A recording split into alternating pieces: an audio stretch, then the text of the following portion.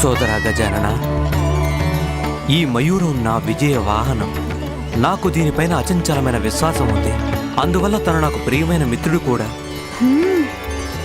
అంటే దానిపై విహారించడం కూడా చాలా ఆనందాన్ని ఇస్తుంది కదూ. ఒకసారి దీన్ని అధిరోహించి చూస్తాను.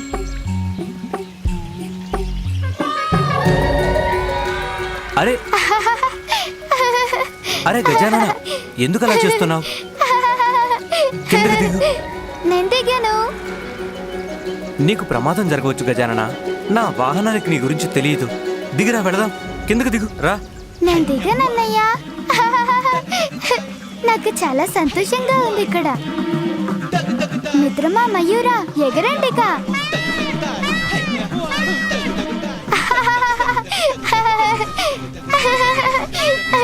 నా వాహనం యొక్క వేగం చాలా ఎక్కువ సోదరా. దాని వేగాన్ని నువ్వు తట్టుకోలేవు గజానన. నాకేమీ కాదన్నయ్యా. దిగు. నేను దిగాను. సోదరా, నా మాట విను. ఆహా అన్నయ్య, నేను దీనిపై అధిరోహించి లోకాన్ని చుట్టేసొస్తాను. భలే బాగుంటుంది. అన్నయ్య, మీరేమీ భయపడకండి, నాకేమీ కాదు. నాకు చాలా ఆనందంగా ఉందన్నయ్య. ఇదేమిటి, పగ్గం జారిపోతోంది.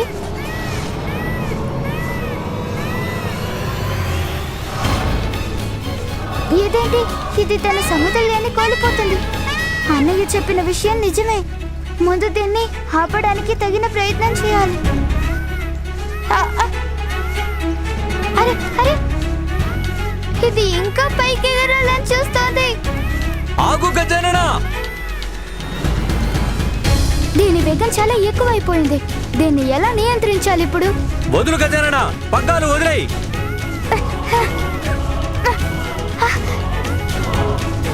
ఈ నెమల్ని ఎలా ఆపాలి? దీన్ని ఆపడానికి ఏం చేయాలి?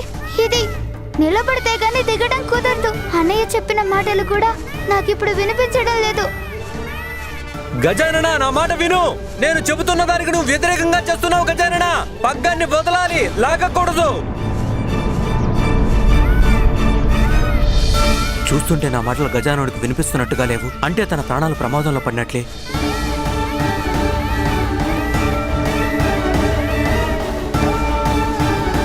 ఇదేమిటి, ముందన్ని పర్వతాలే. అయ్యో, నా మయూరం ఆ పర్వతం వైపుగా ప్రయాణిస్తుంది. ఇప్పుడు మయూరాన్ని అదుపు చేయడం ఎలా? పాతాళానికి అధిపతి అసుర సామ్రాట్ సింధూరుడు ఆజ్ఞలు జారీ చేస్తున్నాడు. తక్షణమే నా ముందు నిలబడాలి. ఇది ఈ సింధూరుడి ఆజ్ఞ. జుంబా, నువ్వెక్కడున్నా తక్షణమే నా ముందు నిలబడాలి. ఇది ఈ సింధూరుడి ఆజ్ఞ. నువ్వెక్కడున్నా తక్షణమే నా ముందు నిలబడాలి.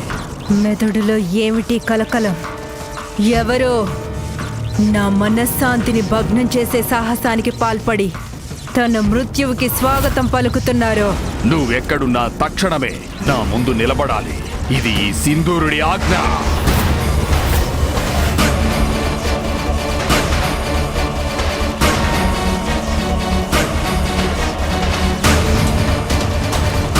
అసుర సామ్రాట్ సింధూరుడా?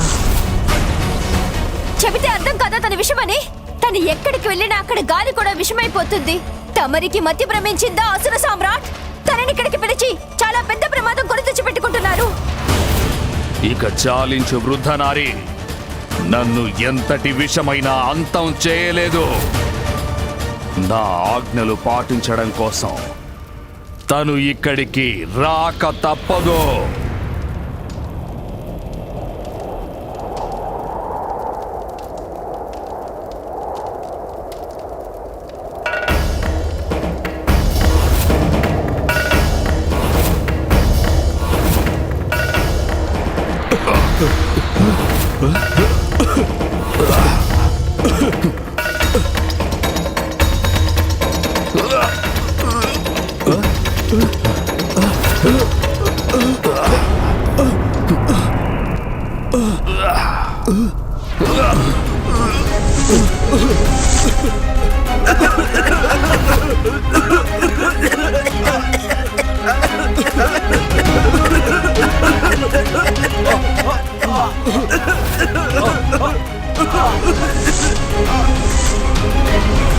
ఇక్కడి గాలి మేఘాలు విషపూరితమవుతున్నాయి.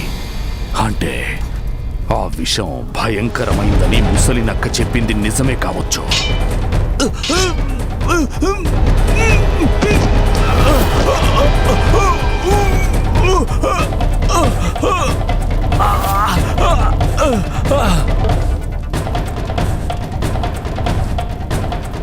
వీళ్ళ పరిస్థితిని చూస్తేనే అర్థమవుతోంది జుంబా విషం ఎంత ప్రమాదకరమో.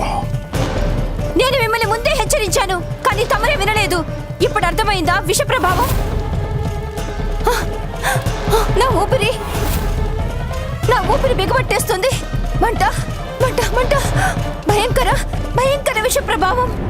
ఆ జుంబా రాకముందే ఇలా ఉందంటే, తను వచ్చిందంటే సర్వనాశనం అయిపోతుంది.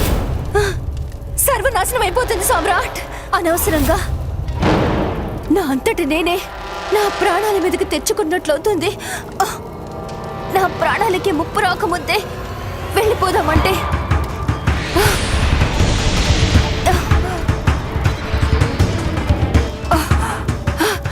నా శరీరం సహకరించడం లేదు. అయ్యో అయ్యో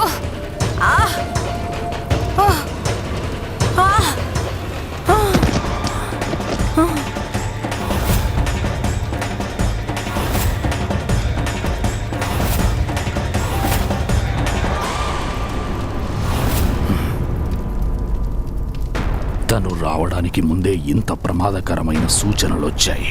చాలా ఆశ్చర్యంగా ఉంది.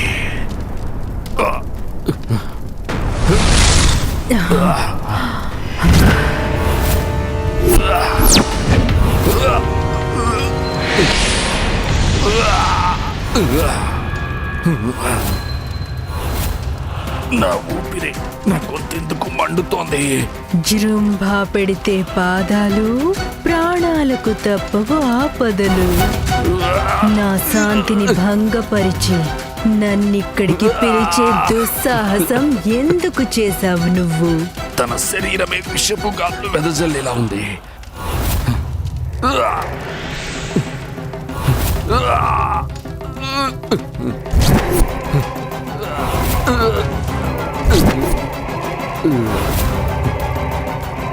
తన విషయం నా మీద కూడా ప్రభావం చూపిస్తోంది. కానీ నాకు మరణం ఎలా సంభవిస్తుంది? ఆ బాలుడు తప్ప ఎవరు అంతం చేయలేరు. నీ ఆలోచనలు కట్టిపెడతావా? నువ్వు పిలిచినందుకే నేను ఇక్కడికి వచ్చాను. నేను నిన్ను అంతం చేయడానికే వచ్చాను. జృంభా పెడితే పాదాలు, ప్రాణాలకు తప్పవు ఆపదలు.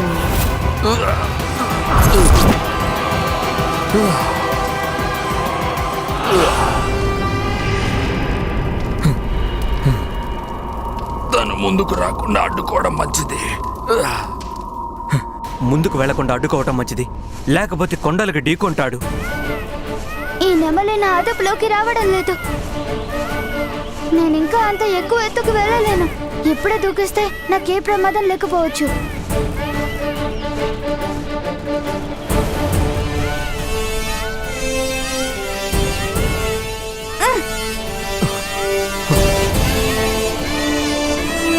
ఇదేమిటి? ఉన్నట్టుండి వాహనం మరింత వేగంగా దూసుకెళ్ళిపోతుంది. ఇప్పుడు ఏం చేయాలి?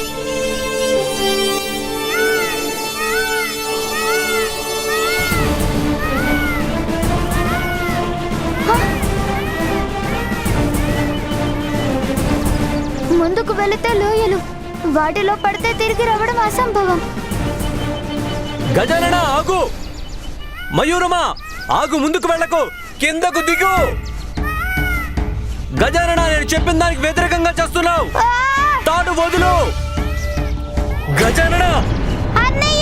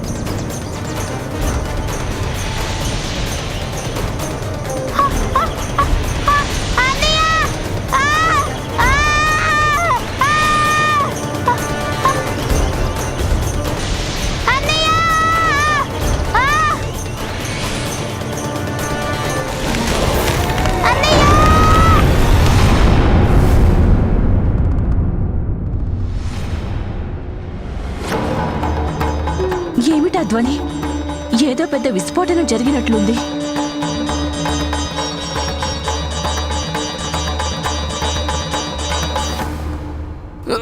నా ఊపిరి ఎందుకు ఆగిపోతుంది?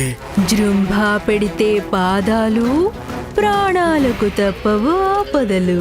అయినా నేనింకా నీ మీద నా విష ప్రభావం చూపించనే లేదు. నీ వశమైంది విషం, నేను చేసుకుంటాను వశం. నువ్వు కాలకూట విషమే కావచ్చు, కానీ నీకు నా అపారమైన శక్తుల గురించి ఏమీ తెలియదు.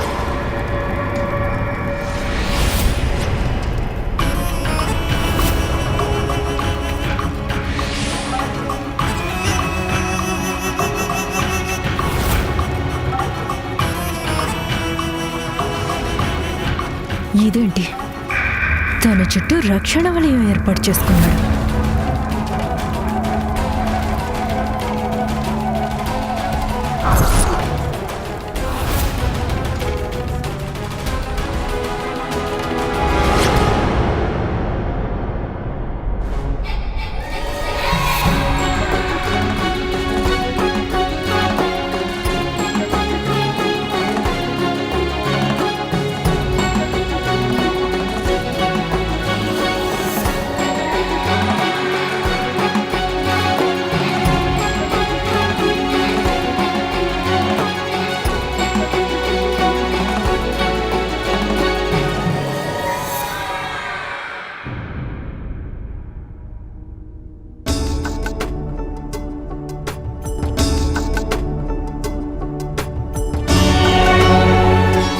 వచ్చారు ఇక్కడికి.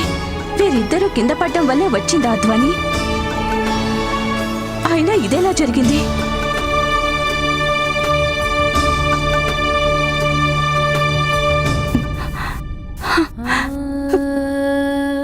పుత్రా, పుత్రా, ఏమైంది నీకు? మీరెలా కింద పడ్డారు? నీకేమీ జరగలేదు కదా?